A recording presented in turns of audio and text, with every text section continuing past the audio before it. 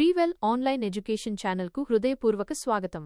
ఈ ఛానల్లో అన్ని వీడియోలు ప్రామాణిక పుస్తకాలు మరియు విశ్వసనీయ మూలాల ఆధారంగా నాణ్యమైన మరియు స్పష్టమైన విద్యా సమాచారంగా అందించబడతాయి. మా ఛానల్ను సబ్స్క్రైబ్ చేసి బెల్ ఐకాన్ను తప్పక నొక్కండి. స్థూల అర్థశాస్త్రం ప్రాథమిక అంశాలు. పరిచయం. సమాజంలో ఉన్న పరిమిత వనరులను ఉపయోగించి వస్తుసేవలను ఎలా ఉత్పత్తి చేయాలి, వాటిని ప్రజల మధ్య ఎలా పంపిణీ చేయాలి అనే అంశాలను అధ్యయనం చేసే శాస్త్రాన్నే అర్థశాస్త్రం అంటారు. ప్రపంచంలోని కొన్ని దేశాలు, యూరప్, ఉత్తర అమెరికా ధనవంతులుగా ఉండటానికి, మరికొన్ని దేశాలు, ఆఫ్రికా, లాటిన్ అమెరికా పేదవిగా ఉండటానికి ప్రధాన కారణం వనరుల లభ్యత మాత్రమే కాదు, ఆ వనరులను ఎంత సమర్థవంతంగా వినియోగిస్తున్నారనేది ముఖ్యం.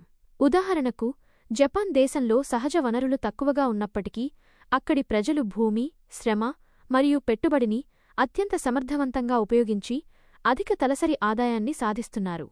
అర్థశాస్త్రాన్ని ప్రధానంగా 2 విభాగాలుగా విభజించవచ్చు. 1. సూక్ష్మ అర్థశాస్త్రం మైక్రో ఎకనామిక్స్. వ్యక్తులు మరియు వ్యాపార సంస్థలు తీసుకునే నిర్ణయాలను, అంటే వనరుల కేటాయింపు మరియు వస్తుసేవల ధరల నిర్ణయం వంటి అంశాలను ఇది చర్చిస్తుంది.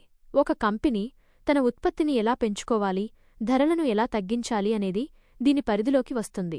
2. స్థూల అర్థశాస్త్రం మ్యాక్రో ఎకనామిక్స్. ఇది దేశ ఆర్థిక వ్యవస్థను ఒక సమగ్ర యూనిట్గా, మొత్తం వ్యవస్థగా అధ్యయనం చేస్తుంది.